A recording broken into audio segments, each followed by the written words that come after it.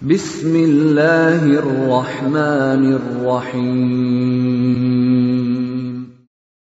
Waltakum minkum ummatun yad'una ilal khairi wa ya'muruna bil ma'ruf wa yanhauna 'anil munkar. Assalamualaikum warahmatullahi wabarakatuh. Insyaallah di kesempatan kali ini kita akan lanjutkan kembali kajian kitab kita, yakni kitab Bulughul Maram. Kita sudah berada masih di kitab Tahara, bab al-wudu. Ya, bab al-wudu. Kita sudah melewati beberapa bab di kitab Tahara ini, ya, dan agak cukup panjang nanti di bab Kaifiyatul Wudu, bab bagaimana berwudu dan seluruh rangkaiannya. Saya yakin kita ini sudah biasa berwudu, sudah benar dalam berwudu, cuma mengilmui, menyempurnakan dan terus kita ikhtiarkan supaya tidak ada sunnah-sunnah yang kita tinggalkan pada saat berwudu. Dan bisa jadi sekarang karena kita juga bahas di kitab Subulus Salam, maka tentu saja nanti syarah saja yang membedakannya, karena matan-matan hadisnya sama. Demikian juga di kitab yang sama dengan muatan fikih, di kitab Umdatul Ahkam juga demikian, muatan fikih tentu juga pasti ada yang sama, ya. Cuma nanti metode pendekatannya, dalil yang melengkapinya itu berbeda. Nah, kalau di kitab Bulughul Maram ini memang disusun hadis-hadis yang berkaitan dengan wudu cukup banyak, sehingga kalau insyaallah kita bahas kitab ini agar lebih lengkap ilmu kita. Di sini dimulai dengan di bab tentang bersiwak, karena salah satu tempat dari tempat yang dianjurkan kita bersiwak adalah pada saat berwudu, ya, salah satu tempat dianjurkan kita bersiwak, ya. Ada sebagian ulama mengatakan sebelum berwudu itu bersiwak. Maka pantas Imam Ibnu Hajar, ya, Al-Asqalani dalam pembahasan kitab ini beliau meletakkan pembahasan siwak lebih dahulu mengantar pembahasan wudu, karena beliau, ya, meletakkan amalan sebelum berwudu salah satunya adalah bersiwak, ya. Meskipun nanti khilaf di kalangan para ulama dalam memaknai hadis ini. Dalam memaknai hadis ini, hadis an Abi Hurairah radhiyallahu an Rasulullah sallallahu alaihi wasallam qol, ini hadis dari Abi Hurairah, ya, dari Rasulullah sallallahu alaihi wasallam qol, laula an asyukka ala ummati la amartuhum bis-siwak ma'a kulli udu. Ya, ma'a kulli udu, di sini disebutkan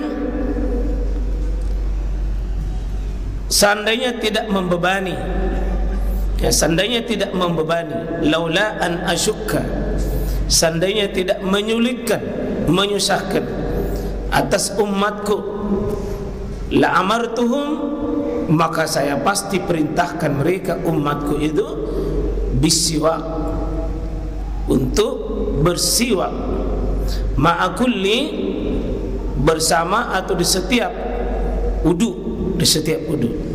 Memaknai di sini setiap wudu bisa persis pada saat wudu.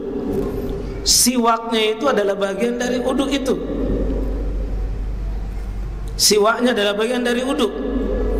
Ada yang mengartikan bahwa sebelum berwudu dia bersiwak lebih dahulu. Ada mengatakan sesudah berwudu dia bersiwak.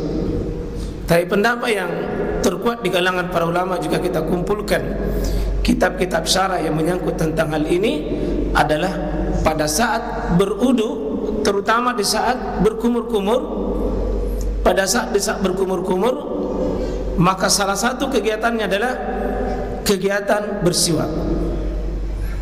Salah satu kegiatannya di saat berkumur-kumur, kegiatan bersiwak. Karena itu maaf ya sekalian, di sini kata bisiwaki,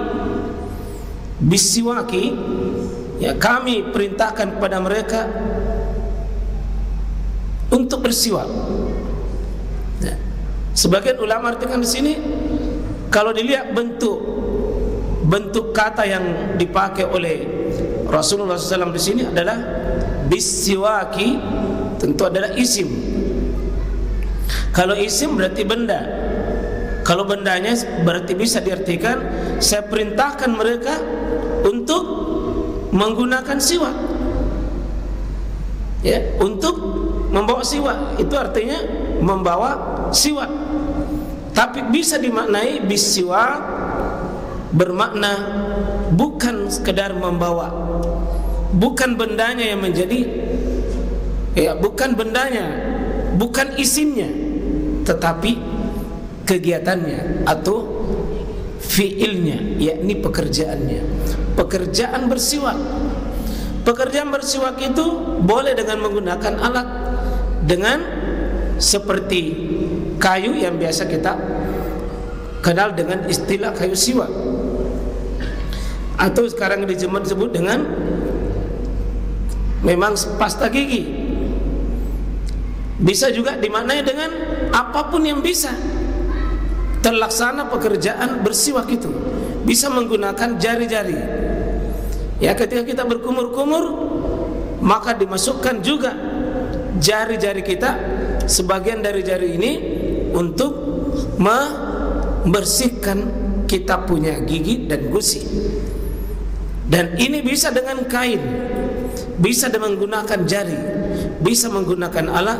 Tentu di sini adalah Nabi memakai laula an asyukka. Ini laula adalah kata menunjukkan seandainya. Seandainya berarti bahwa, ya berarti hukum asalnya ini adalah la amartuhum, saya perintahkan, dan hukum asal perintah itu adalah wajib. Cuma Nabi sallallahu alaihi wasallam memandang ini adalah ada asyukka, ada syukka, ada berat, maka Nabi sallallahu alaihi wasallam tidak menyuruh. Berarti tidak ada perintah itu karena ada asyukka, ada kesulitan, ada beban, ada kepayahan. Dan ini satu Pak, di kitab syarah para ulama, dan ini bukti kerahmatan Rasulullah SAW. Nabi itu seharusnya memerintahkan, dan itu menunjukkan bahwa Nabi itu boleh berijtihad, boleh memutuskan hukum dari apa yang datang dari Rasulullah SAW. Dan hukum yang datang dari Nabi SAW adalah juga menjadi bagian dari syariat yang tidak terpisahkan dengan Islam. Karena atiullah wa atiur Rasul, hukum bisa datang dari Nabi SAW. Yang hukum ini kalau kita lihat adalah perintah, tetapi Nabi mengatakan laula an asyukka, seandainya tidak membebani. Berarti Nabi tidak mau membebani, tidak mau membebani, dan ini hukum asal. Rasulullah SAW salah satu prinsip dasarnya dalam membawakan agama ini patut kita tiru. Laqad ja'akum rasulun min anfusikum azizun alaih. Ya, Nabi itu sifatnya Pak adalah azizun alaih, merasa berat untuk orang lain susah. Tidak mau gara-gara perintahnya, tidak mau karena larangannya lalu umatnya susah. Nabi dalam prinsip membawakan prinsip agama adalah jangan menyulitkan, jangan bikin susah. Kenapa? Ad-din, agama ini adalah yusra, itu kemudahan. Yang Nabi SAW tidak mau mewajibkan untuk bersiwak ini karena ada asyukka. Jadi, dan ini prinsip juga, segala sesuatu yang menyulitkan itu bukan menjadi bagian dari Islam, tidak menjadi bagian dari Islam. Kenapa? Kita tahu dari ayat Al-Quran bahwa Allah Subhanahu wa taala sebutkan yuridullahu bikumul yusra wala yuridu bikumul usra. Allah menurunkan agama ini sifat dasarnya adalah yusra, bukan usra. Ada tipis saja. Yusra laisa usra. Mudah, jangan bikin sulit. Mudah, jangan bikin sulit. Dan Nabi SAW paling paham agama ini.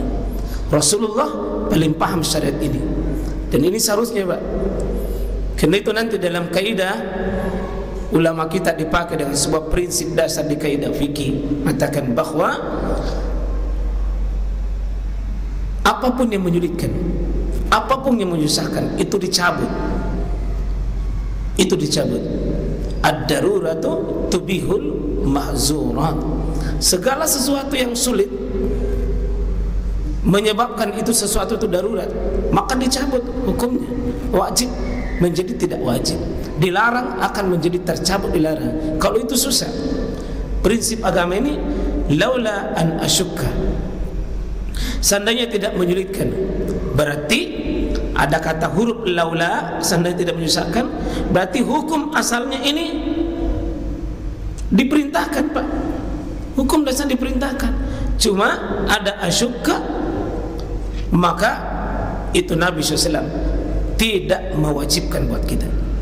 Ada disebutkan ala ummati. Ya, ummati yang dimaksud di sini adalah kelompok kaum muslimin ini secara jamaah. Nah, tentu ada dua di sini. Ummati, umatnya Rasulullah ada dua.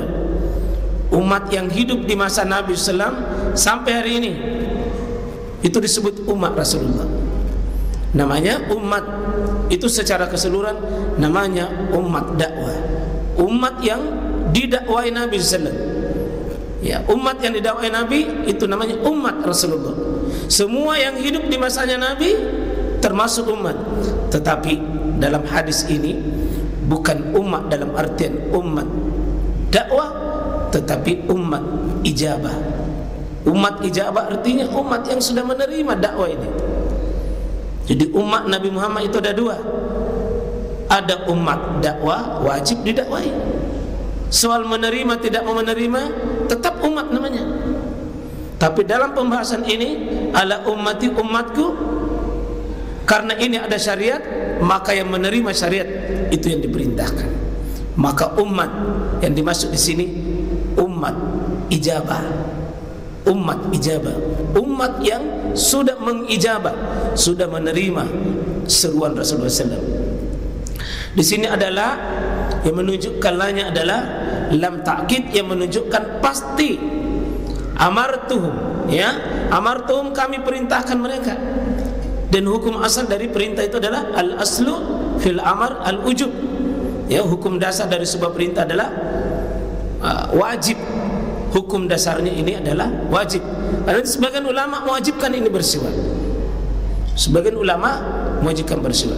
Tetapi ya sebagai mayoritas dan jumhur ulama itu tidak. Tetapi itu adalah sunnah. Ya.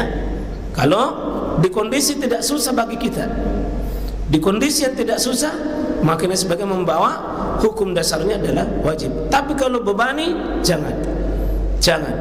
Maka hukum dasarnya adalah insyaallah sunnah.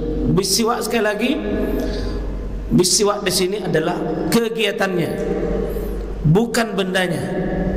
Bisiwak ini Pak bisa dua makna, bisa benda, bisa kegiatan.